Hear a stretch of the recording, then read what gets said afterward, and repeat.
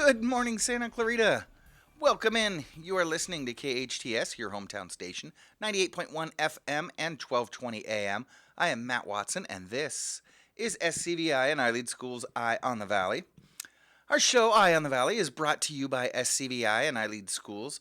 We are a network of charter schools with campuses in Castaic, Agua Dulce, Lancaster. We've got a fully accredited online school, a burgeoning homeschool program. In fact, I was having a conversation with someone just a couple of days ago. Our homeschool program is up over 3,000 kids now, and it's across Los Angeles County and adjacent counties. For more information on our homeschool program, our online program, our classroom-based programs, we've got a school for just about every need out there. Visit us at iLeadSchools.org for more information. That is iLeadSchools.org, and from there you can get routed to any one of our 6 schools. So yeah, we have got our eye on education here in Santa Clarita and across the nation, and there's a lot popping lately in education. We're going to be talking about it a little bit today. But like our show says, we keep our eye on the valley as well, bringing you everything that you need to know about what's what here in the valley and in the surrounding areas. We try to do so while bringing a smile to your face because, you know what, if you're not smiling, let's face it, you're probably not sticking around. I know if I can't smile, I can't laugh, I can't giggle a little bit, I'm not going to stick around very long. So yeah, hang out with us, laugh with us for a little while, listen, learn, enjoy. We're going to be here for a couple of hours, and we've got a great show for you. I think you're going to enjoy both full hours today. So we'll get into our show here in just a second. I know my faithful listeners are disappointed. I was out last week. We ran a rerun of a great show, by the way, but I just couldn't make it. I tried, but after that devastating loss by the Dodgers in the playoffs, I had to take a knee. I had to head down to the basement and just sit there in the center of the room and bat that light bulb back and forth for a couple of days. And Engineer Matt stopped laughing at us. We had one of the greatest teams in history, and then we went into the playoffs, and it was not a good scene. Anyways, I've bounced back now, and Engineer Andrew and I, we can commiserate after the show. But yeah, I've bounced back now. We're on to the next thing. We're on to the next thing because this is SoCal, right? It's not that we've got one team and that's it. We live or die by it. I mean, we love the Dodgers, and they are our almost everything. But this is SoCal. There's always a next thing. Because, even though most of the country is about to hunker down for winter, and here in the valley, we're still going to the beach on the weekends and having dinner on the rooftop at Rhea's Winery here on Main and going to concerts at the Bowl. So what about you? What have you got going on for this weekend? I'm actually going to be out at the Bowl. So yeah, there's always that next thing here in SoCal. It's just a beautiful place to live. So while you sort out your weekend plans, pour an extra cup of coffee. Let me run down the show. Like I said, we've got a great show for you this morning. It's going to be absolutely fantastic. In fact, if you are not touched, if you are not emotionally inspired and thought-provoked by the end of our show, well, then you might not have a soul. We've got 2 amazing guests this morning. They're going to be talking about some incredibly crucial issues that we've got going on in our schools and in our community. We're going to start the show off with Farnaz Kaufman, Director of Global Initiatives for iLEAD Schools. She'll be talking about the Dual Language Immersion Program at SCVI, as well as some of the diversity and equity work that she's doing with our schools and in the community. This is an amazing lady that's just got her hand on so many different hot-button issues right now. And in hour number 2, we've got Carolyn Olsen from FYI. That's Foster Youth Independence coming in. And if you've been listening for a while, Carolyn came in a couple years ago, kind of at the height of the pandemic. And we learned about the just absolutely incredible and crucial work that she and her team are doing at FYI. We all know, but we don't think about it as much as we should, near as much as we should. We all know that kids in the foster system kind of age out at 18 years old. And what does that mean, to age out? And just all of a sudden, boom, they're on their own. Well, Carolyn Olsen and the folks at Foster Youth Independence are there to provide the support that these young kids or young adults need to get started in life. And today, I'm going to ask her to share an amazing story that she recently shared with me about two sisters. You won't want to miss it. Like I said, there's not going to be a dry eye in the house when Carolyn's done. And yes, for those of you that love silliness and trivia and things like that, Big T is back too. He'll pop in for his 5 minutes of fame at the end of the show. So it's going to be informative, inspirational, and fun. So here we go. Let's go ahead and do this. Like I said, first up is Farnaz Kaufman, the Director of Global Initiatives with iLEAD Schools. She is a wife, mother, educator, and self-proclaimed geek.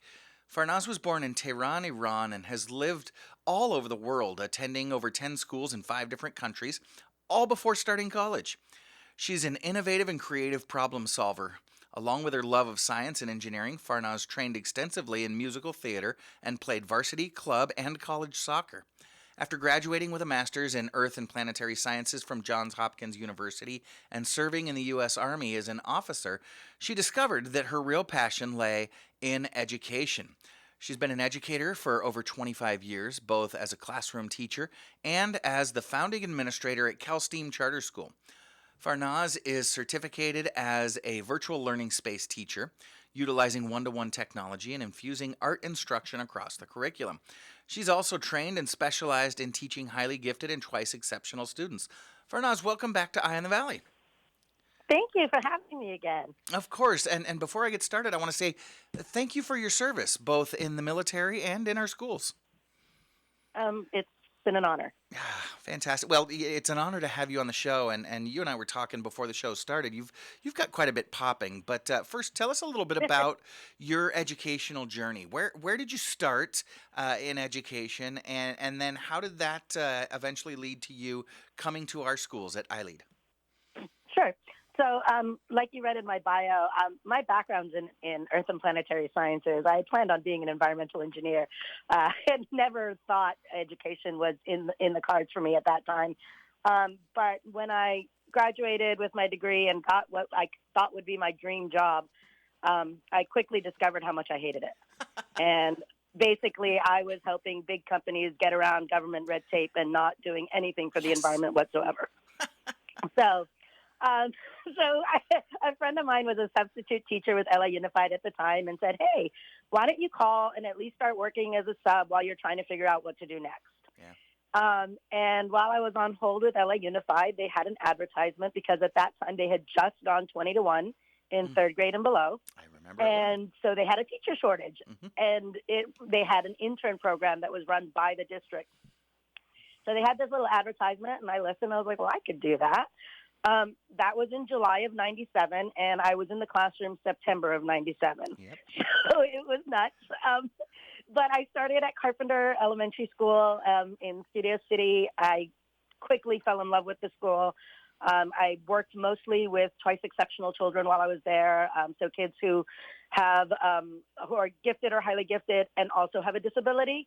So it's that double whammy right there. Yeah. And I was there for 17 years. Wow. And I never thought I would leave, never thought I would do anything different till I had my own kids. And my own child in fourth grade and my other one who was in second, it was clear that their needs weren't being met by my public school that is one of the top schools in Los Angeles. And I happened to be getting my master's degree, and I happened to have an assignment that was like, you've opened a new school. So my partner and I looked at each other and we wrote a charter, and typical of me, we wrote a charter over winter break and we opened at full capacity in June. Oh, wow. So that's kind of how I do things. And again, similar thing, our school, we were looking for a new charter management group to become a part of and to work with, and we discovered iLEAD Schools, and it was a match made in heaven. Exact same philosophies, exact same ideology, same goals, same feeling. It was perfect. So I've been with iLEAD since this is year 8 now, and it's been wonderful. Wow, fantastic. And it's certainly been our reward to have you join the team. But I do remember that first day that we as an organization kind of met you, and we were there on your campus, and we all said the same thing. What a perfect match. Yeah, thank you. So, Farnaz, I introduced you as the Director of Global Initiatives. That is just the coolest title in the world. Um, eh, the only title I've ever heard that compares with it is, well, the title that you had before that, Director of I was just gonna Intellectual say. Curiosity. So, what exactly do you do for our schools as the Director of Global Initiatives? So I actually play two parts. My director of global initiatives part is really my passion part. Mm, That's where I'm working with keeping the international in iLEAD school. mm, And so there are two components to that currently that I'm really focused on. The first one is our Dual Emergence Program. We decided to launch a Dual Emergence Program in the middle of the pandemic, of course, and it's been ridiculously successful and growing and doing very well at SCVI, and we're going to be expanding it to other sites as well. So that's fantastic. been my big passion for the last 2 years. And then also building international connections. So SCVI as well as Agua Dulce both have IB high schools. And I have now connected with IB schools all over the world where we're going to be starting some exchange programs for our classes, our high school classes. And just for our listeners that aren't aware of IB stands for International Baccalaureate. It's an organization as well as a style or a philosophy of education that is extremely rigorous and focuses on that international education that all of our schools um, uh, that all of our schools kind of focus on.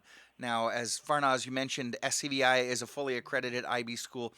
Agua Dulce is in the candidacy phase, so Yep. we're kind of engaged to be IB, if you will. So, gosh, what an exciting job.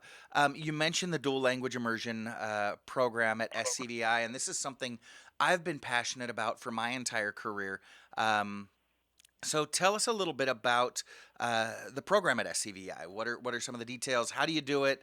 What grades have you got? You know, all the pertinence. Sure, the nitty gritty. So SCVI Dual Immersion Program is currently K through 4. We started K1 and have grown every year till we Oh, get great. to the 4th grade. So next year, we'll then have 5th, and our goal is to expand all the way through middle school so that it would then, after 8th grade, feed into the IB program for in high school. Oh, That beautiful transition there. I see. The program is run with two facilitators, so it's all done in a co-teaching model, or and it's team teaching at the same time. The students are taught English and math in English language arts and math in English, Okay. and then Spanish language arts, science, and history in Spanish, Oh, so that they're getting their core competencies, the English language arts and the math in English. And so they're working on the vocabulary, making sure, we have to think about test scores, unfortunately. So uh-huh. making sure that we're staying, engaged in that, in English as the primary language for that. And then it's actually easier to learn a second language through content areas. So Correct. science and social studies are the best way to teach a second language because now there's context, now there's evidence, there's primary documents. So going in that route, they're doing their Spanish language arts taught through science and history and social studies. And those topics are a lot easier to be hands-on, where you can Exactly. see something, touch something, work with something, and develop your English skills through that as well. So let's talk about the kind of your target audience. Who is this program for? Is this for families of students who are maybe newer to the country and still learning English, or is this for the English-only speaking child who's looking to add a second language? What's kind of who is this program for? The beauty of dual immersion when it's done in a 50-50 program is it meets both needs. Hmm. Completely meets both needs because you're immersing kids in both languages 50% of the time. And the more students that we have that are native in both languages, the more they're learning from each other. So the ideal is that you've got at least, a third of your learners in one language and a third in the other, and then, the middle third, whichever. That's the ideal breakdown, that at least one third speaks the second language. That being said, it also depends on who your facilitators are and who's teaching. Hmm. And I think that's what makes our program unique to any other program Yes. in all of the Valley as well as all of Los Angeles County, is that our program has actually tapped into something through the California Department of Education and the Ministry of Education in Spain and the Ministry of Education in Mexico, we have been able to procure and secure contracts and agreements with 5 teachers that are from Mexico and Spain, so that our kids are learning Spanish from native speakers. That was really important for us that the program is done that way. I'm a second language learner myself. I was born in Iran, as you said. I went to a dual immersion school in Tehran, which was English and Farsi. Wow. And my English classes were taught by Americans. And so as a result, my English is fluent and has been since I was a child, even though at home we spoke Farsi. And I think that's the important part to understand here, is that when kids are immersed in it, and they're immersed in it with fluent native speakers, they are going to pick it up even more naturally, and it becomes part of their daily language. It becomes part of their daily practice. And so that's the most exciting part about the SCVI program to me, is having these incredible resources of these teachers with us. Okay, now I want to ask this because, Farnaz, as you know, I spent 5 years of my career actually working in the English department of a school in Latin America developing that second language. And oftentimes we would recruit native speakers because they were native speakers. But these folks that you're bringing from Spain and Mexico, are they just native speakers, or do they have any background in teaching at all? Oh, no. They are all master teachers on top of that. These are people who are actually credentialed and have more than 7 years of teaching experience, each some as many as 15. They are multi-credentialed, and they're going to be California credentialed. We just filed for their California credentials as well. So, no, these are credentialed teachers with tons of experience, most of whom have more experience than the majority of teachers on campuses. So they're coming in with great resources, with teaching skills already, a classroom management already under their belts, and now they're getting to be part of this program. That is fantastic to have such high quality teachers, but then also as native speakers to teach this second language. Now, I do have a quick question. You mentioned test scores. We are living in the era of high stakes, and people really are concerned to make sure at the elementary levels that kids are getting the basic skills that they need to learn. And there's plenty of struggles with that. Doesn't this learning a second language at the same time take away from the learning? Is this something that kids, sure, might pick up a second language, but to the detriment of the 3 R's, if you will? Actually, research has shown that learning a second language develops such higher level critical thinking and processing skills that although in the very beginning you might see it at a slower growth because they're trying to master 2 languages, what ends up happening is after the 3rd or 4th year, you'll see actually a jump in scores, a tremendous jump, and they tend to actually outperform their peers that are in just single language classes. That's incredible to watch. And so with that research, that's exactly what we're starting to see too.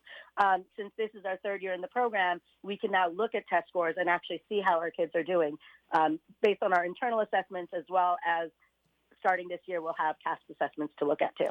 So it kind of starts out slower as they're building that twice as big base, but then the growth really accelerates a couple years later once fluency is starting to be developed. That's amazing. Farnaz Kaufman is the Director of Global Initiatives with iLEAD Schools. When we get back, we'll talk to her about some other things that she and our schools are doing to ensure that all kids, not just the kids in the dual language immersion program, but all kids can learn. I'm Matt Watson, and you're listening to SCVI and iLEAD Schools' Eye on the Valley on your hometown station, KHTS. Welcome back. You're listening to KHTS, your hometown station, 98.1 FM and 1220 AM. I am Matt Watson, and you're listening to SCVI and iLEAD Schools' Eye on the Valley. Farnaz Kaufman, Director of Global Initiatives with iLEAD Schools, joins me this morning. And previously, Farnaz, we were talking about the dual language immersion program that SCVI has. But as you mentioned, you've kind of got your hand in a lot of different initiatives. One of them at iLEAD Schools, you and I both served together on the Equity Task Force. So let's talk about why, even at a school that fosters social emotional learning and is incredibly inclusive, why is that something that's important to have at our schools, an equity task force? What is the need for that at a public school? That's a great question. I think it's a terrible question. I couldn't figure out how to phrase it. No, I understood exactly what you meant, actually. So, actually, I got you on this one. All right, cool. I think there's a couple of things to understand first is when we develop schools, in any school, public, private, charter, all of them, when you have a school, there isn't a single person out there whose goal is to keep people out or make people feel bad about being there. I mean, let's be honest. Sure. As human beings, we want people to feel included. But unfortunately, we come with only our own experiences and our own ideas. And so anyone who is working in any environment knows only their own story and their own experiences. And what happens is no matter what our best intentions are, we don't actually know how anyone who is different from us feels, thinks, needs, what they want. We don't know that intrinsically. Mm-hmm. And so equity initiatives and equity task force, that's their entire purpose, is to be sure that everyone's voices are heard, that everyone has access to giving information about what their needs are and how they're feeling. And that's the difference. It's not about let's just do a whole bunch of things and make changes. It's about let's see what our actual people on our site, our students, our families, our educators, what are their needs? And each of them and their unique stories and their unique experiences and their unique upbringing and et cetera, what do they feel and need, and what are they getting from our schools, and what are they lacking at our schools? And so that's how I see an equity task force. That's beautiful. You're right, because we only have the experience that we have, and that makes it a challenge to be able to understand the experience from other people's perspectives. Later on in the show, we're going to be talking about foster youth. I was never in the foster system, and I don't know outside. I've had a few students that have been in the foster system, but I've never had a close friend or anybody like that. So it's difficult for me to understand that perspective. The same goes with racial perspectives, cultural perspectives, even gender perspectives. And so we talk about equity from those lenses, but Farnaz, let's dial down on one particular area that, it's been in the news. It's something that our community's talking about quite a bit. Let's talk about LGBTQ plus youth. First, before we move into it, let's talk about the acronym, because for me, Farnaz, you're very familiar with my journey in this community. It seems like this acronym is constantly changing. LGB, LGBTQ, LGBTQ+, LGBTQA1+. Can you tell our listeners a little bit about the acronym, what it stands for, and why it continues to evolve? Yeah. The acronym started with LGB, lesbian, gay, bisexual. But, that's what most of us know. Mm-hmm. And then the T for transsexual was added. And then the Q for queer was added, and then the A for asexual. And so what ends up happening is the acronym, the hard part with LGBTQ plus IA and looking at all of it is we're talking about both gender and sexuality, and it's all been lumped into one acronym. Mm-hmm. And so that acronym keeps changing because people within the community feel that, no, that doesn't represent who I am, though. And if this acronym is going to represent all of us and inclusive of all of us, we need to add more to it. I personally use LGBTQ+. That way, if they add more acronyms and more letters, the plus picks them up.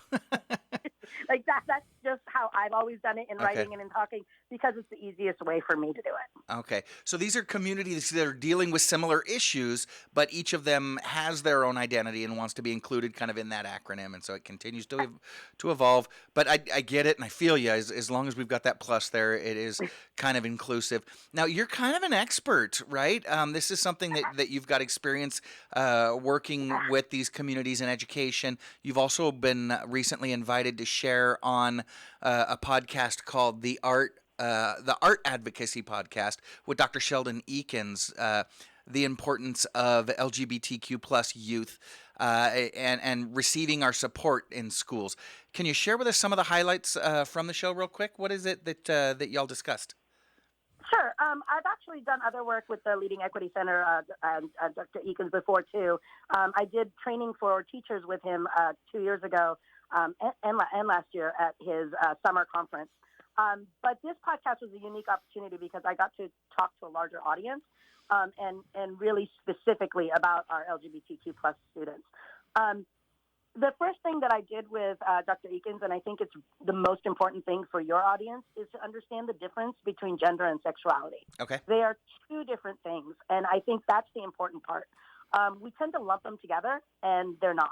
Mm-hmm. There is a image out there, if anyone wants to Google it, called the genderbread person. Instead of gingerbread, it's genderbread.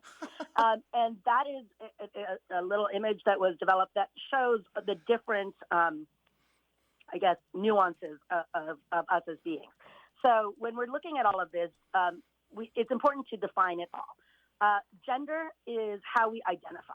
It's who we feel we are in the inside. So whether that be male, female, or somewhere on that spectrum, that's gender. Our sexuality is who we're attracted to. So it could be same gender, different gender. It could be both genders. It could be neither gender. So sexuality is attraction, not identity. Mm-hmm. And then there's always, we talk about how, appearances. That's a whole nother thing, how we present ourselves. Mm-hmm. So how we present ourselves may be different than how we feel on the inside as well. So there could be someone who feels female on the inside, but because of body hair and body structure, they may appear male. Okay. So that's another nuance there. And the last part is what we're born with. So the body parts we have, and that is, gender assigned at birth. And that is not the same as how we identify.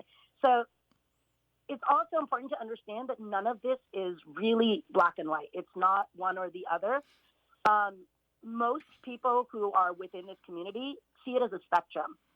And we see it even with, people who are not part of the community. We have girls who will, be more tomboyish, and they tend to, on the spectrum, present more male or act more male or feel more male. So one of those three spectrums. Same thing with boys. We have boys who will be more feminine, and that doesn't necessarily mean that they identify as a different gender or have it or sexuality or any of that. It just may mean that on one of those spectrums, they're a little further towards the middle. And when we start looking at it as a spectrum, it changes our perspective into not just labeling people, but understanding that each of us has, again, our own unique experiences with our own bodies and our own selves. And that the whole idea is that we want every person to truly dig deep and be who they are authentically. Not who they are perceived to be, not who they think they should be, but who they feel like they are inside. Okay, so while you were talking, I did Google the genderbread person, and I've got to tell you, what a remarkably simple graphic to understand kind of the different nuances that are at play here, especially for someone like myself who, let's face it, I'm in my 50s and grew up here in Santa Clarita and don't fully understand all the different things that that folks may be dealing with, especially our kids, because society has changed. But Farnaz, I do want to push back maybe just a little bit because when we talk about these issues, it can often get politicized. And when we talk about these issues in our schools, especially our public schools, parents can get really concerned as the schools might be infringing on my right to raise my child how I raise my child, my personal beliefs, whether they're political, religious, social, philosophical, or otherwise. And isn't it, after all, a school's job to teach those 3 R's, right? Teach the kids to read, to write, to compute. Sure, maybe teach them to speak another language. But so why is this something that even needs to be discussed in our schools? I think there are two parts to it. I think number one is that our roles as educators is to create productive members of society. That is what we're looking for. We are looking for our kids to not just grow up knowing how to read, write, and add, because, computers do that. We want our kids to grow up to read, write, add, and think, and think critically, and to be empathetic, and to be able to think globally. And those are the other parts of it that really embody inclusivity and multiculturalism. And that's why both dual language and supporting our LGBTQ plus students is part of that. We're not saying you have to accept everyone and agree with everyone. No, Interesting. everyone's not going to agree on everything. Right. But you need to be aware and being part of it and understanding that there are people different than you within society. They do exist. We can't just pretend they're not there. And I think that's the nuance right there. Mm-hmm. As far as teaching about it, I don't think it's something that it's like, I'm going to come in and today I'm going to give a lecture on sexuality to my students. That's not, elementary school is not like that. Well, it's not part of the curriculum, first off. No, yeah. No, it's not. I mean, that's not what anyone's expecting any educator to do. Okay. And if they're doing that, then they have their own agenda. I'll be very honest about that. In elementary school especially, that's not what we're talking about. All right. What we're talking about is you're going to have these kids in your classrooms, and they're going to be in there starting in kindergarten. This is a very personal journey for me. My child, when they were born, like by age 2, we knew they were somewhere on one of those spectrums. We knew. There was no question for us. Our child that was assigned male at birth wore princess gowns and favorite color was pink and slept with an Ariel doll since age 2 or 3. And so we were kind of like, okay, something's going on here. And the bullying started then. Wow. And I think that's what's key. Age 4, okay, very young, before kindergarten, we're still in preschool. My child's best friend was told they could no longer be friends with my child because my child was allowed to use a pink toothbrush. Okay. That's awesome. The kind of messaging that these kids were getting at that age. Okay. So that's what this is about. This is about making sure our kids have empathy and understanding that there are people that are different than us and may express themselves differently. Mm-hmm. We're not saying you need to be like them. You just need to know they're there, and you need to have compassion. Yeah. Yeah.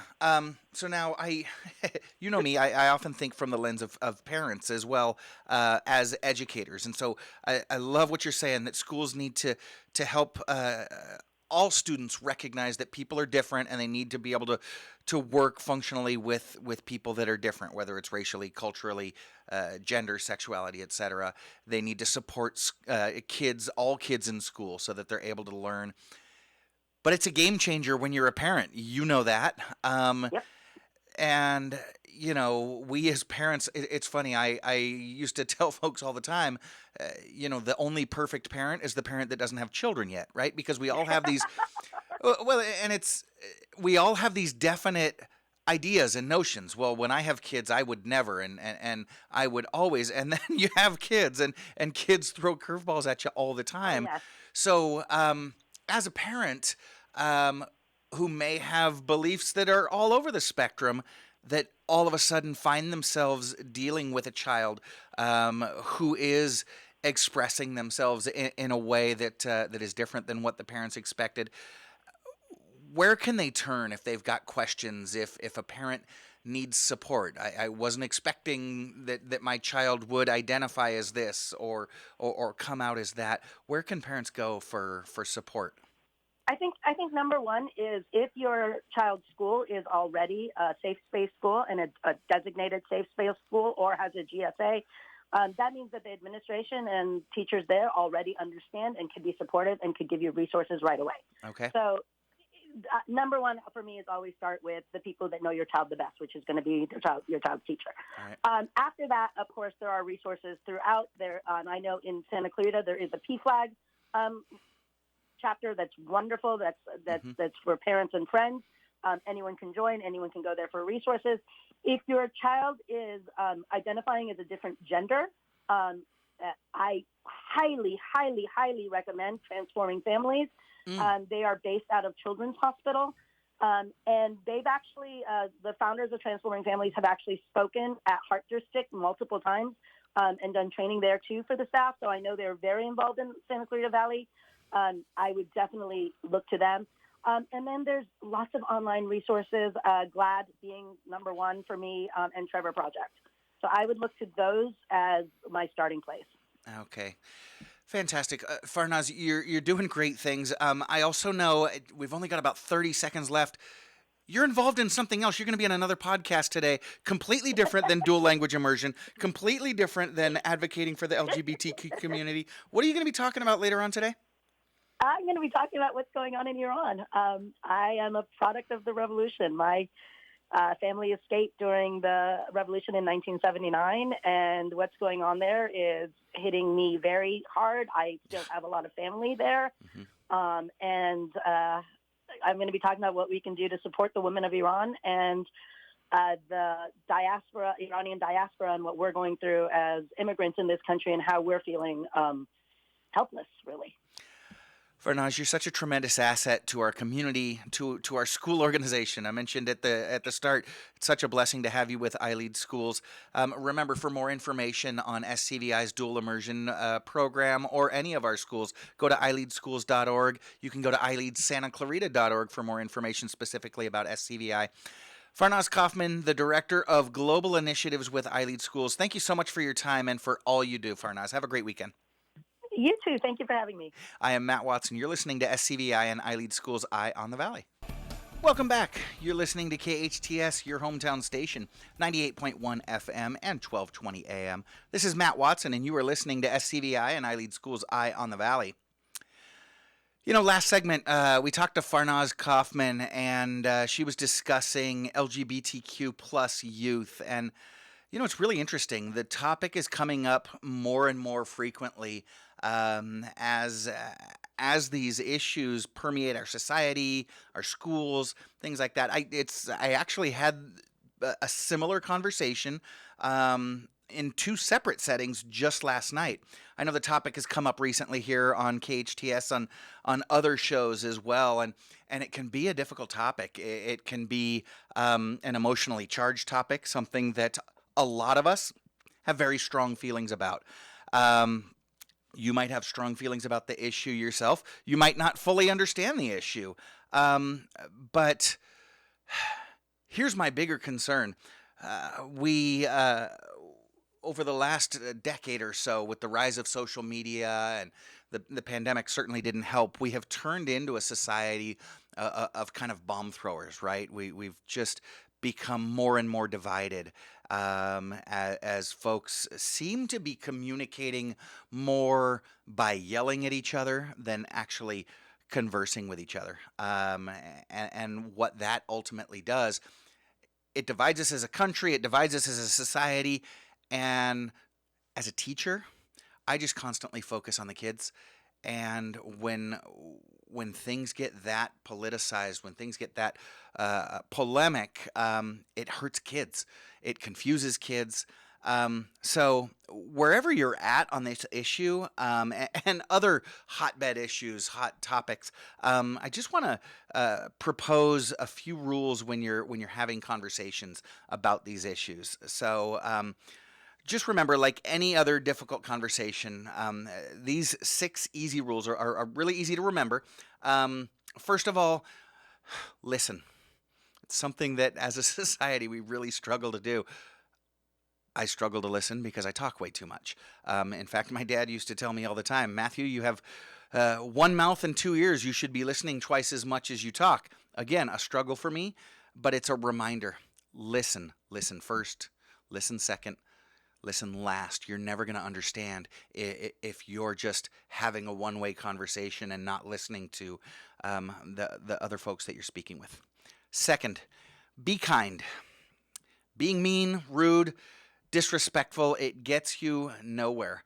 It can feel good sometimes to be able to vent on another person, but it gets you nowhere. None of the world's great religions or philosophies espouse being anything but loving and kind. So you're not representing, your platform well if you're being mean. There are no points scored for making the other person look stupid, and there are plenty of jerks in the world already. So whether you disagree with someone or not, be kind, okay? Share your thoughts, experiences, beliefs, and feelings. Yes, it's okay to share with someone who disagrees with you what you believe and why you believe it and what you think. But share those thoughts, experiences, beliefs, and feelings without attacking. Okay? There's no need in society for verbal Molotov cocktails. Fourth, if you're going to share, make sure you allow others to share their thoughts, experiences, beliefs, and feelings without attacking yours, of course, and listen respectfully, okay? We don't all have the same experiences, but we can listen to each other respectfully, trying to help bring about mutual understanding. And remember, don't be afraid to develop that understanding. Just because you understand where someone's coming from doesn't mean you have to agree. Farnaz said it very well. You don't have to agree. Just listen, understand, and remember, default to kindness. Fifth, recognize when there are things that you don't understand and admit it. It'll help the person you're talking to try to clarify for you, right? It's okay to say, I don't understand that, right? That's fine. And then lastly, decide in your heart of hearts that no matter what, at the end of the conversation, the person that you're talking to is still worthy of the same kindness and respect that you are. If you frame these conversations that way, it's going to bring about a lot more productive conversation. It's going to keep all of us focused on the issue at hand rather than attacking each other, and it establishes a lot more healthy base and model of communication for our kids. Alrighty? Be kind, everybody. I'm Matt Watson. You're listening to SCVI and iLEAD Schools Eye on the Valley on your hometown station, KHTS. Welcome back. You're listening to KHTS, your hometown station, 98.1 FM and 1220 AM. I am Matt Watson, your host, and you're listening to SCVI and iLEAD Schools Eye on the Valley. Our next guest this morning is the executive director and co-founder of Fostering Youth Independence, also known as FYI. Carolyn Olsen grew up at the absolute center of Long Island, New York. She graduated from Hauppauge High School and after obtaining her bachelor's degree in business administration from Gordon College, Carolyn enjoyed a successful career in the banking industry. Now, following the birth of her first child, she left the corporate world to focus on raising her family and volunteering in the community. Today, Carolyn has over 16 years of nonprofit leadership experience, serving as a church building committee coordinator, high school booster club board president, and operations director for the Single Mothers Outreach of the Santa Clarita Valley. In 2016, Carolyn became a court-appointed special advocate and began working with a 17-year-old foster youth. She quickly realized the unique challenges faced by youth transitioning to adulthood without parental support. Well, as Carolyn began finding ways to help the young woman for whom she was advocating, she developed a passion to use what she was learning to help as many foster youth as possible. Carolyn, welcome to the show. Thank you. So your organization, Fostering Youth Independence, FYI, is doing such amazing work. But let's talk about you really quickly. As I mentioned, you were brought up and educated on the East Coast. Yes. So how did you find your way all the way over here to the left coast and Santa Clarita? I met my husband in college in Massachusetts, and after we graduated, we decided to relocate to Pasadena. His parents were living out here at the time, so we moved across the country and found jobs out here, and I promised to try it just for a year, and here I still am. Right? Because, gosh, Pasadena, California, you could do a lot worse.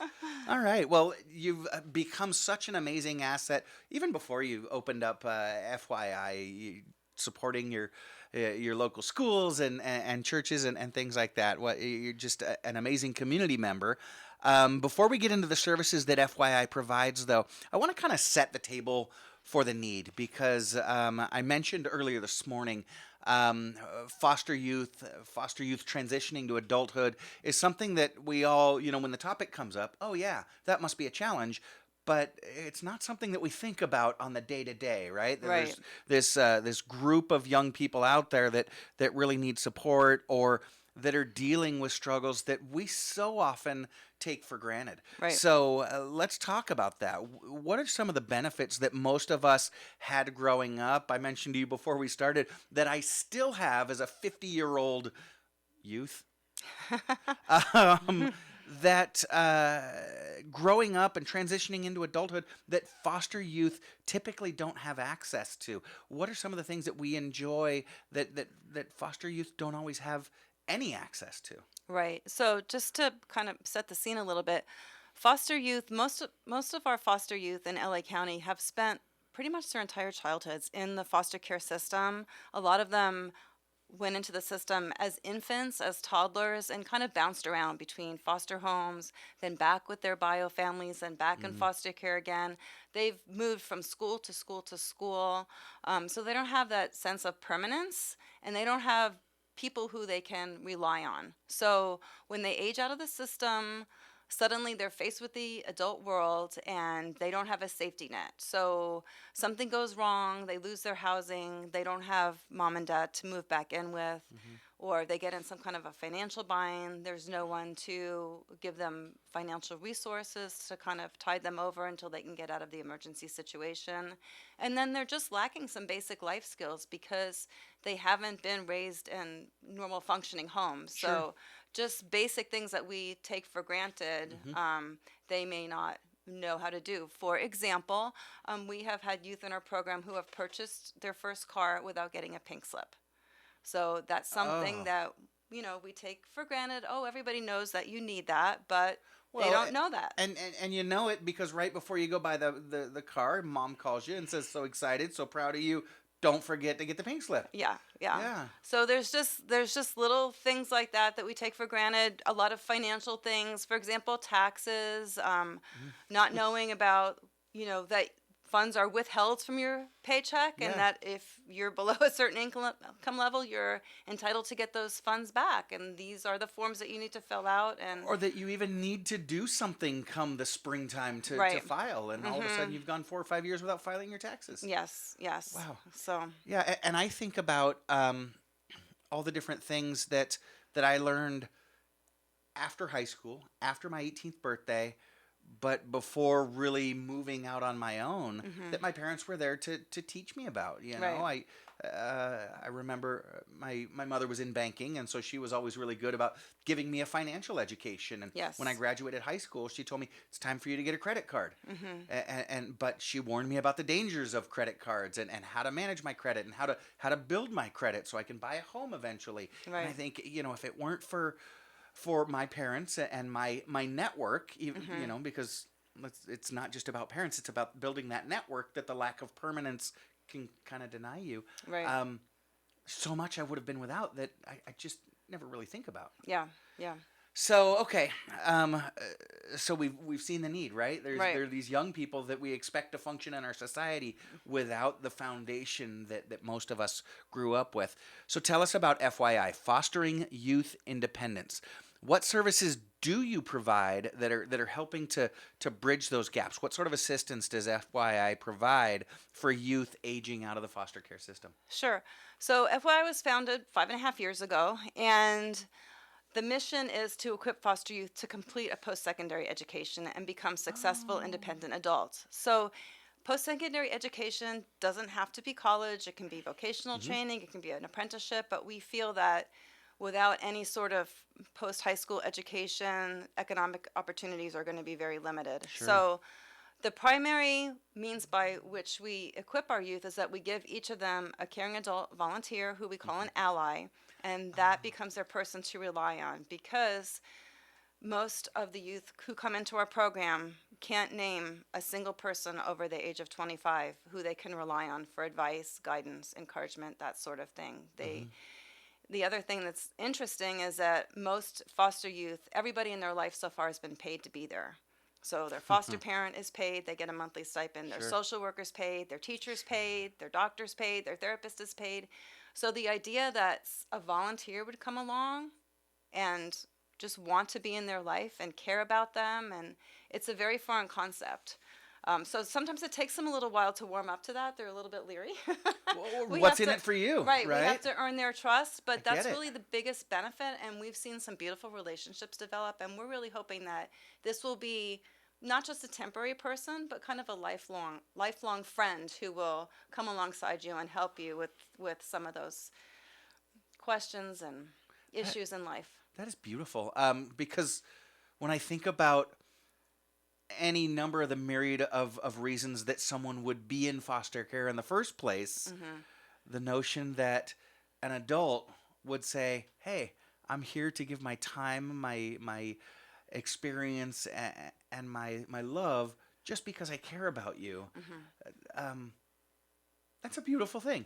That's Yeah. really amazing. So initially, we thought that the ally would be the person who would help connect the youth to the resources that they needed to Alright. complete their education. And then it became very clear that this was really about developing a relationship. And we didn't want technical things like filling out FAFSAs and college applications to be a deterrent to people becoming a volunteer ally. So we started a case management program. So we currently have 4 staff members who each oversee 15 to 20 youth and their allies, and they help with filling out those FAFSA financial aid forms because, not to go off on a tangent, but foster youth are all eligible for quite a bit of financial aid. I can imagine. But they don't know how to access it Yeah. without an adult to come alongside them. So we actually are just finishing up FAFSAs because the FAFSA for the next that school time year of was year, just yeah. released on October 1st. So of 56 youth who are going to be going to college next year, 49 have already completed their FAFSAs. Whoa, so all right.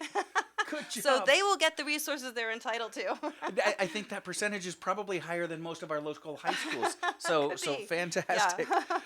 So it's funny when I was thinking about you coming in this morning and thinking about the foster population in Santa Clarita, it's not a population that you quote unquote see Right. in the community. So we're maybe not aware of it, and there's not an institution or a building on the corner of the boulevard here. So how strong of a need is there in Santa Clarita? Is this something that is addressing a couple of kids in town, or is the need greater than that? Well, you make a good point, and foster youth are a hidden population. They don't self-identify. There's a stigma with being a foster youth. Many Sure. have told us that they're asked, what did they do? What did you do wrong Oh, that caused you to end up in foster care? And I've actually Oh, how heard this question asked myself. devastating. Yeah. And kids are in foster care through no fault of their own. It's because their parents have neglected them or abused them, or they've been incarcerated, or they've passed away. right. So foster youth tend to not be very forthcoming about their status. Well, and then when they're in school, the one place that might be stable for them, oftentimes we talk about your mom, your dad, you know, Yeah. and so, oh gosh. So they are kind of a hidden population, and it's really hard to get a handle on how many foster youth we have in Santa Clarita because they also tend to be very transient. Foster youth are moved around a lot. I don't know if people realize, but LA County is a huge county, and there's about 30,000 youth at any given time in the foster care system, you know, from infant until Yeah. they age out. And they can be moved at any time, anywhere. So you can be in a foster home in Lancaster. Your foster parent gives notice that they don't want you in their house anymore. Your social worker can only find a home for you in Long Beach. So now you're going to school in Long Beach, or you know, you get moved to downtown LA, or you're moved out to Pomona.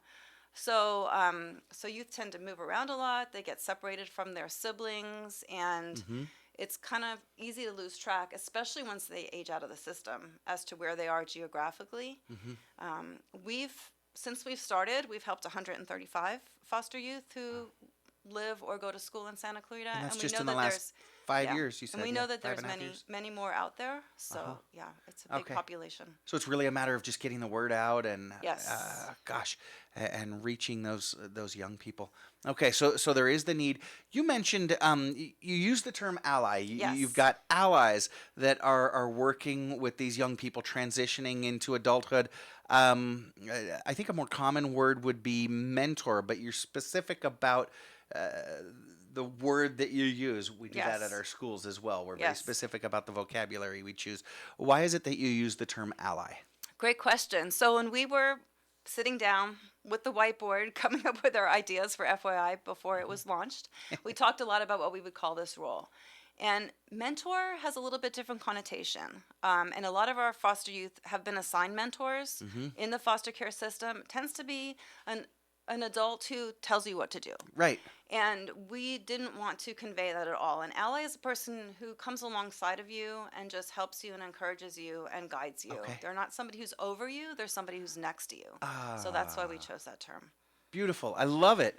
I love it. Like I said, we use facilitator instead of teacher. Not that the person is any different. They're still highly qualified, credentialed. It just reframes, usually for the person in the role themselves, how they do what they do. Yes. So I Yeah, love words that. are It's important. it's a reminder to the person in that role.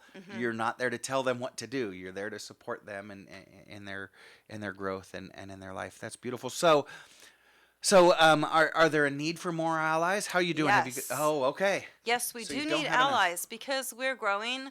We currently have 66 youth participating in our program. Wow. It'll be 67 tomorrow. We have another sister of a current participant who's going to be joining the program because she's 16 and she Okay. qualifies now. And we always try to stay ahead a little bit with allies because we want to have them available when a youth joins our program. We don't want you to join and say, oh, we have the most amazing program. We're going to give you an ally. It's this caring adult. And then, but we don't have anybody right now. You'll Right. have to wait a few months. You want to have half dozen in Right. the hole, yeah. Exactly. We want to have some inventory. Okay. So we have training sessions and we try to stay ahead of it a little bit. And we are currently Okay, low, good. especially on female allies. I think we only have like 2 or 3 right now who are waiting for a youth. Mm-hmm. And that's going to change rapidly because we do have at least 2 to 3 youth join our program every month on average. So Oh, wow. we are having an ally training on November 17th from 6 to 8 p.m. We're holding it at Christ Lutheran Church. Okay. If you are interested in attending, we suggest that you visit our website. It's fyifosteryouth.org. Okay. We have a volunteer coordinator who will get you all the information that you need and register you for the training session. Okay, fantastic. So one more time, the website for folks that might be interested? fyifosteryouth.org. Okay, fantastic. So I love that you provide the training ahead of time because the first thing that I'm thinking is how inspiring. I would love to be an ally for a young person that needs help. I have kind of this Jones to make a difference in someone else's life. I think we all kind of want to build that kind of legacy. Yeah. But the first thing that comes to my mind is, what if I don't know what to do? Right. What if I do it wrong? I don't. Where would I even start? So you start with that training, Right. And to kind of maybe release a little of the stress off of folks. What if I go into that training and realize, whoa, I'm not the right person for this?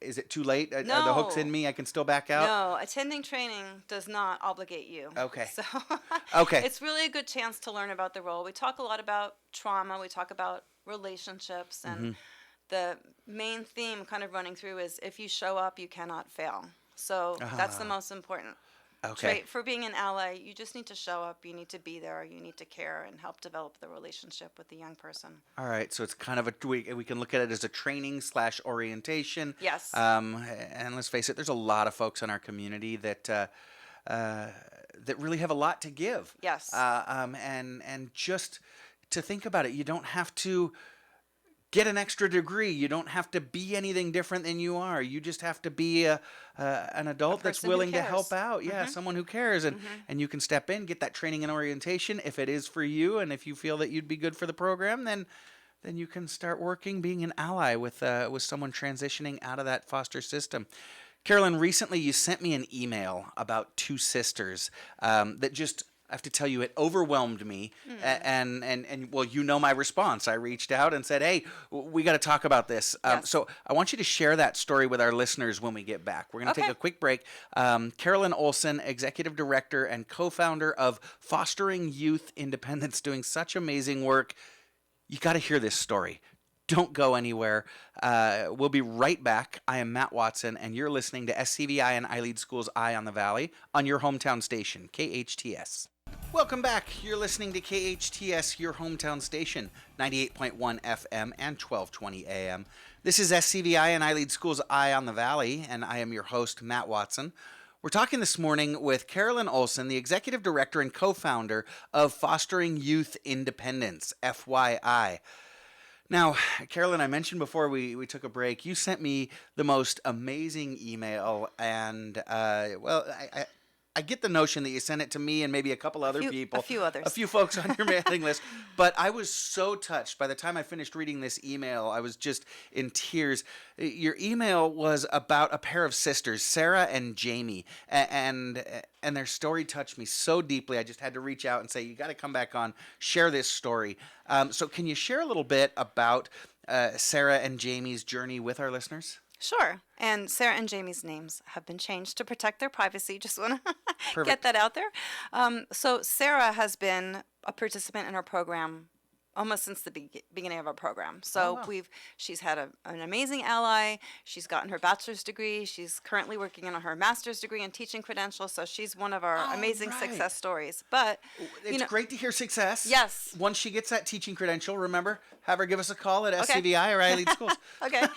Anyways. Okay, sure. So her story is she came from, a chaotic childhood, as many of our youth have. And she, after being in and out of foster care, after both of her parents had passed away, she was taken in by a biological aunt who, for some reason, kicked her out but decided to adopt her younger sister and forbade her younger sister from having any communication with her. So they were completely cut off from one another, yeah, for about 4 years. And then when the younger sister, who we'll call Jamie, when she was 19, she was in a really bad relationship with this aunt, and the aunt kicked her out, said, "We're done." So suddenly she found herself 19 years old, nowhere to go, no home, no even basic documents. So, like, couldn't get a driver's license because she didn't have a birth certificate. Right. Couldn't get a job because she didn't have a social security card.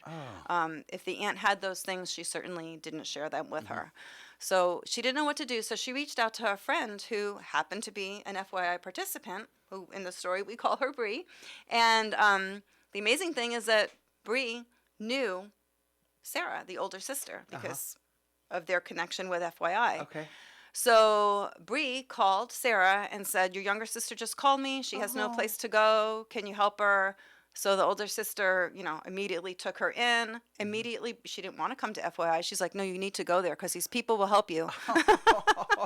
So brought her to FYI, and we were able to help her get her birth certificate, get her social security card.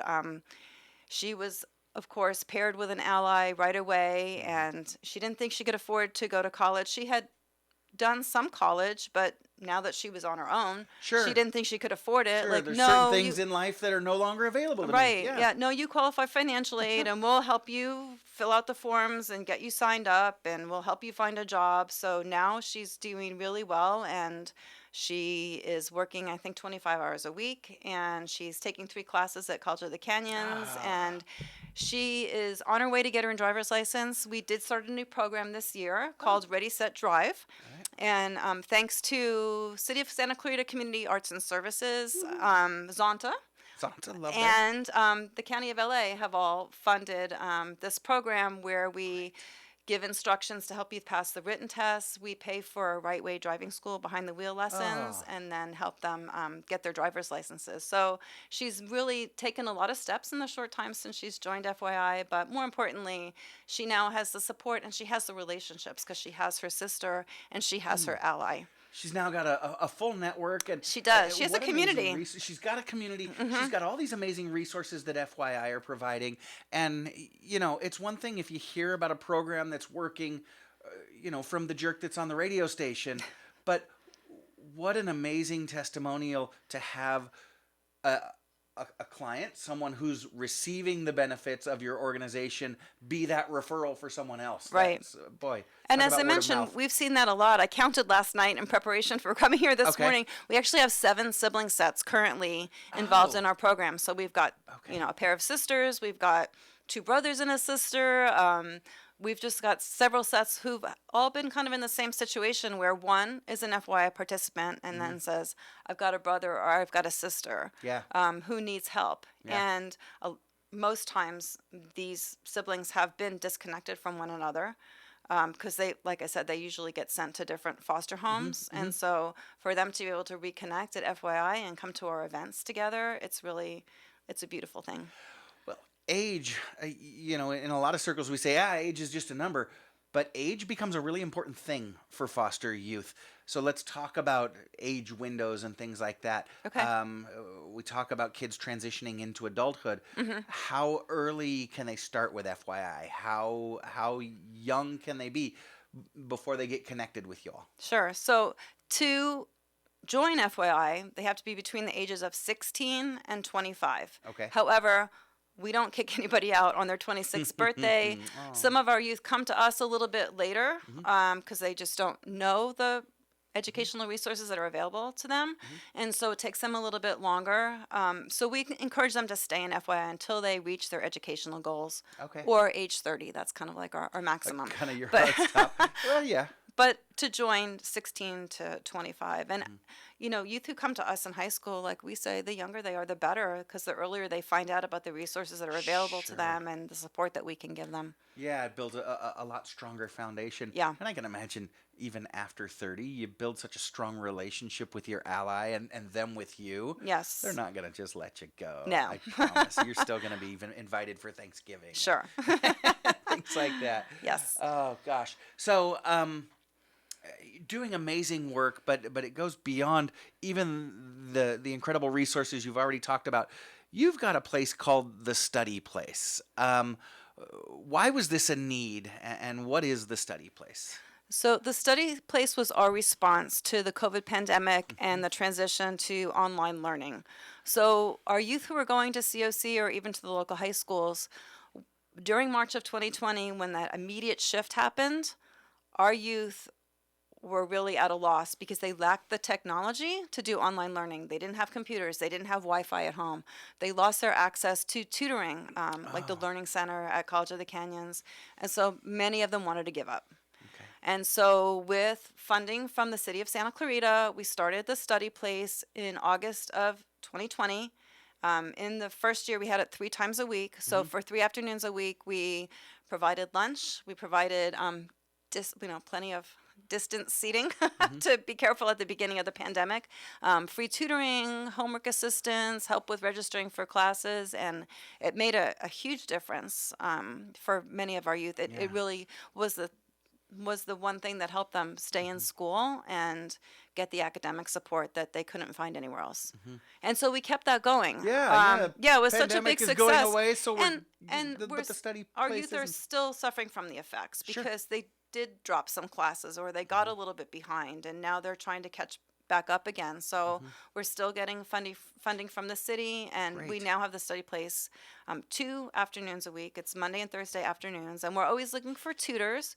All right. You don't have to be like a math genius. We have Okay. many needs, even if you want to help youth write papers or listen to their speeches. Again, you can go to our website and find out how you can I love sign that up to help because with being that. an ally can be a commitment, Right. but if you're willing to show up once or twice a week and tutor somebody, Sure. that'd be great. Yeah.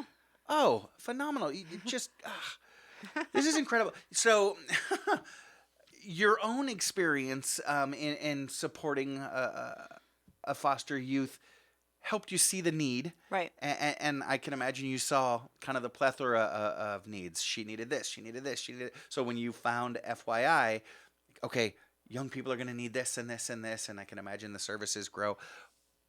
But you and your co-founder have been incredibly resourceful. I can tell just by, what you're talking about. You're partnering with the city. You're getting grants. You're partnering with organizations like Zonta. You're reaching out and working with the county. You've been amazingly resourceful. Where did you learn to connect to all these different sources that would help provide such tremendous benefit to these young people? Really just word of mouth. I mean, we've just been blessed by the amazing community that we live in, and we've connected with people like Lois Bauchio. I don't know if you know Lois. Lois worked with us for a while, and she's been a family friend for decades. She's on our board, Absolutely. and she's the one who connected us to Zonta, Love and Lois. she's connected us to several different resources. Okay. I knew about some of the city funding just from the time that I worked at Single Mothers Outreach, and there's just been family foundations who've come across our path in the most interesting ways. I mean, one of my co-founders, Stacy, who has since moved to Orange County, but she was at a local establishment and talked to the receptionist and talked about FYI, and the receptionist said, "Oh, my husband is on the board of a family foundation, and your work sounds like just the kind of work that they'd like to fund." So I can't, there have been so many stories like that Yeah. where somebody just talks to somebody and makes a connection, and then we get to tell them about what we do, and they say, "I want to be part of that." So. Yeah, I absolutely love it. So you're providing a ton of services, and there's a ton of ways to get involved. So let's talk about them for a second. We mentioned before, you need allies. You Yes. always need more allies. Yes. These are adults that don't need any special training. You train them. Right. You give them that orientation. But just an adult that's willing to be there to walk alongside this young person as they transition into adulthood. Tell me one more time, what's the step to becoming an ally? What are the steps? Okay, so they have to attend the ally training session, which is 2 hours. That one's coming up on November 17th, All right. 6 p.m. at Christ Lutheran Church. There's an application that they need to fill out. There's a brief phone interview with Gina, who's my co-founder. And then when we do ask on their application to provide 3 references, so we just have a little Google form that we send out to the references where we If ask you're going to to hand rate your the young persons. people off to Okay, them, you and want to then- make sure that there's And then we go a screening step process. further is that we do ask all of our volunteers to be live scanned. So once they Do a complete background all check. the other steps, then they go to California Fingerprinting Authority right over in the industrial park and get fingerprinted. And then once we get those results back, then they're ready to go. If you've got to do it to coach volleyball, why wouldn't you have to do it to Right. be an ally And for a then young person? I want to say that we don't just assign the volunteer youth and just let them go figure it out. We Go provide be a lot excellent. of support. So Okay. every month our allies are asked to complete a check-in form where they report on their youth, but also let us know if there's anything going on in their own lives that's a hindrance to them being an ally, or if there's any way that we can help them. And then we have bi-monthly support meetings. We have an amazing licensed clinical social worker, Sherry Kelfer, and she meets with us and with our allies every other month, and we talk about different topics, and the allies can ask questions or discuss challenges and discuss successes, and we all learn from each other and from Sherry about how to better support the youth. So Right. we do provide a lot of support. And I can imagine the application and all the information is on your website, fyifosteryouth.org. Correct. Okay. If I'm not ready to be an ally, but I do want to help out, I can be a tutor at the study place. Same thing, just go to the website, fyifosteryouth.org, for information on how to tutor. Right. Okay.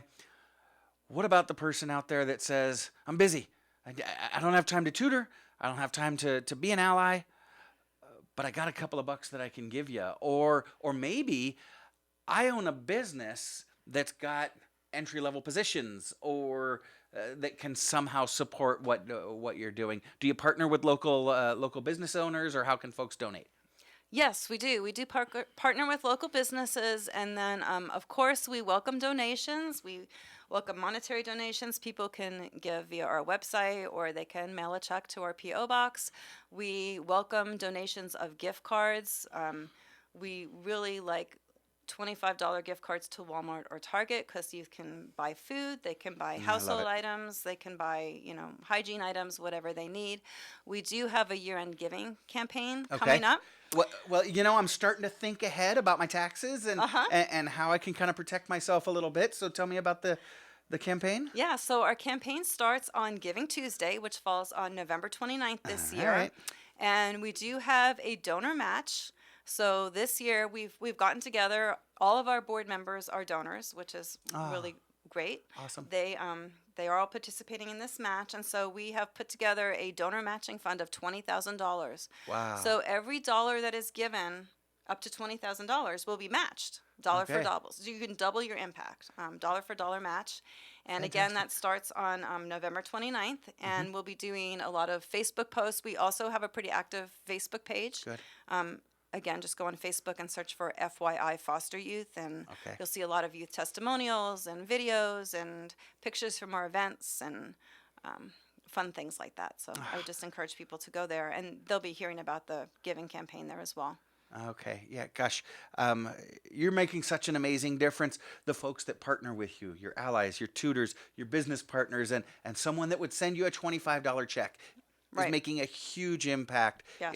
in the life of tons of young adults that Yeah. are really benefiting, starting to make a difference in their community as well. Yeah, one thing I didn't specifically mention is that we do have an emergency financial assistance fund. So when a Oh. youth gets in a bind, they can't pay rent this month, or for our youth who do own vehicles, they tend to be vehicles that break down a lot. So they need a tire, or they need a battery, or they Again, need a something car repair. that for me, my dad was there for. Right. But if you don't have that network, Right. So yeah. we can help them out with emergency finances, and it's really important because those things can really derail a student. Yeah. Because if you've got a financial need, you realize I need to pick up more hours at work, and I can't afford So to I've go got to to school. take this semester off. And we all Right. know what happens when you take a semester off. Exactly. It becomes so easy to take the next semester off and the next semester. Yeah. Right. So being able to help in emergencies is really important to helping youth achieve their goals. Carolyn, bless you. I want to thank you for joining us this morning, but more than anything, thank you so much for all the wonderful things that you and your team are doing for the young people that are in such incredible need that, like we said before, tend to be an invisible population. Yes. Bless Well, you. thank you for having me, and thank you to the community of Santa Clarita, because really we couldn't do it without the whole community. Reach out, y'all. Give to them. FYIFosterYouth.org. Give them of your time. Give them a couple bucks. Come on, help them out. FYIFosterYouth.org. Carolyn, thank you so much for coming in. This is Thank you. SCVI and iLEAD Schools Eye on the Valley. I am Matt Watson, and this is your hometown station, KHTS. Welcome back. You're listening to KHTS, your hometown station, 98.1 FM and 1220 AM. This is SCVI and iLEAD Schools Eye on the Valley, and I am your host, Matt Watson. But it's not about me. It is all about Big T and his 5 minutes of fame. Y'all know Big T. He is a longtime resident and leader in the Santa Clarita Valley. He's an executive. He's a philanthropist. He is an amazing father and husband and community leader. He is a man who has gone far in life. Let's hope that the next time he goes, he stays there. Here he is. He's Mom's favorite, everybody. Big T, welcome to the show. What's going on, Matty? How are you? Oh, I'm doing well. I'm doing real well. Good. So, Hey, you're welcome, by the way. okay. Well, You're thank you. you're welcome. All right. For what? The guests have been great today. Pop's pretty good, but man, it is Fun Friday, and the show has been lacking lots of that. So you're welcome. I'm here. All right. Here we go. So, I just want to remind our audience, Engineer Matt is joining us on this side of the glass this morning, and he's at his ups and downs with trivia. But last week, Big T, you'll remember we ran a rerun of the show where Matt and I actually did pretty well. In fact, we stone cold smoked Engineer Andrew, and both of them are back this week. Gentlemen, how you doing? Doing great. I have to redeem myself this week. Yeah, there we go. All right, so Big T, I want to remind our listeners of the rules. Engineer Matt, Engineer Andrew, and I, when we know the answer to the question you're going to throw out, we're going to hit our buzzers by calling out our name. Since there's two of us named Matt, we're going to go with Matt, Andrew, and Frogger. But if you're playing along at home, you have an advantage. You don't have to hit your buzzer. You just shout out the answers and see how you do. You keep score at home. I'm going to keep score here on my laptop. So, Big T, what have you got for us? Let's get rolling right out of the chute. Let's do this. Who is chased by the headless horseman? Frogger? Frogger. Ichabod Crane and his massive Adam's apple? That is correct. Is pumpkin a fruit or a vegetable? Matt. Fruit. Andrew. Matt is correct. It is a fruit. It's a fruit? Yes. My gourd. So are tomatoes. Right? So are tomatoes. Ketchup's healthy. Rods, cups, and swords are common suits in what type of cards? Andrew. Wait. Andrew. I was going to say playing cards. Incorrect. Can you repeat the question? Right. Sure. Rods, cups, and swords are common suits in what type of cards? Think of the theme, boys. Matt. Matt. Okay. Pirate. Okay. Cards. Andrew. Sorry. Again. Producer Sarah is buzzing in on this one. She says tarot cards. Producer Sarah is correct. I She's got on the the board. theme. I get Producer the theme now. Sarah's on the board. She's beating Andrew. She is. And I think she's on the 10-second delay. Yeah. Perfect. In John Steinbeck's Grapes of Wrath, what U.S. highway is referred to as the Mother Road? Frogger. Roger. Route 66. That is correct. What cosmetic chain was acquired in 1997 by LVMH, the parent company of Louis Vuitton? Frogger. Frogger. Clinique. Incorrect. Darn it. Cosmetic. Anybody? Producer Sarah's waving again. Right. Sephora. Andrew. Matt. Oh, okay. Oh, okay. I don't wear a lot of makeup, so I no. don't know. Big T back in the day, though. You never know. Oh, wait, it was the Based 80s. on the additive inverse. What's that, Matty? I said it was the 80s. Everybody was doing it. I understand. Based on the additive inverse property rule, a number added to its opposite results in what? Frogger. Frogger. 0. 0 is correct. Yeah. Some Papa sports trivia. We got the World Series starting tonight, boys.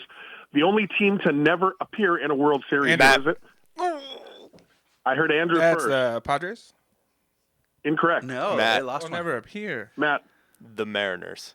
That's the Mariners are the only team to never appear in a World Series. The Padres, Rockies, Rangers, Rays, and Brewers have never won one.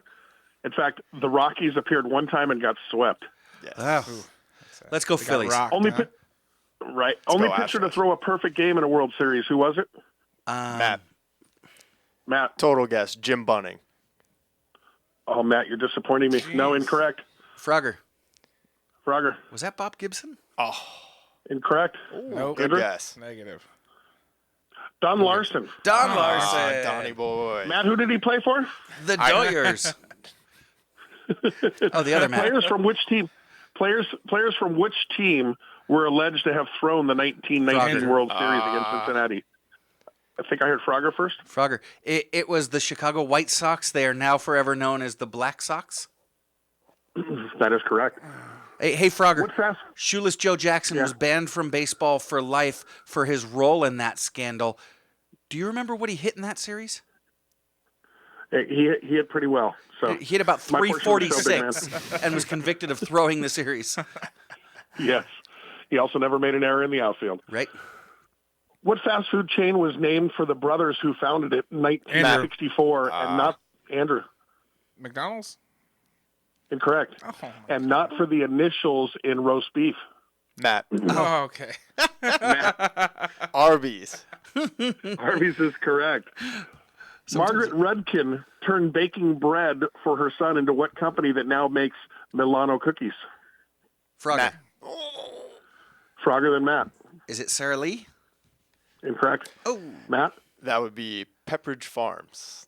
Petridge Farms is correct. All I got to right. throw a curveball at you. goodness. Hallmark this week started their Christmas movie series. Okay, they've got a full listing new Christmas movies every day. So I'm going to read you 3 Christmas movie titles. You tell me which is not the correct Hallmark Christmas title. You got it? All right. So the Royal Nanny, Christmas In-Laws, A Royal Pain, and A Royal Corgi Christmas. Frogger. Andrew. Frogger than Andrew. B. B. Christmas In-Laws, A Royal Pain. Correct. Yeah. Oh, my Christmas corgis. in Harlem, Christmas in Hollis, Haul Out the Holly. Which one's? Wait, what Matt. was the question? Which one is not a Hallmark Okay, Christmas movie? Frogger. Okay. Christmas in Harlem, Christmas in Hollis, Haul Out the Holly. I think Matt was first. I believe it's C, the final one. Frogger. Andrew. Incorrect. Haul Out the Holly is not correct. Do we have Frogger next or Andrew? Christmas in Hollis was a hit by Run DMC. The best Christmas song. That is correct. All right. Next Hollis one. Queens. A Big Fat Family Christmas, 3 Wise Men and a Baby. Where are all the wise men at? Andrew. Andrew. C. C is correct. Last one. Last one. Christmas class reunion, homeschool Christmas party, Christmas cookie catastrophe. Andrew. Andrew. A.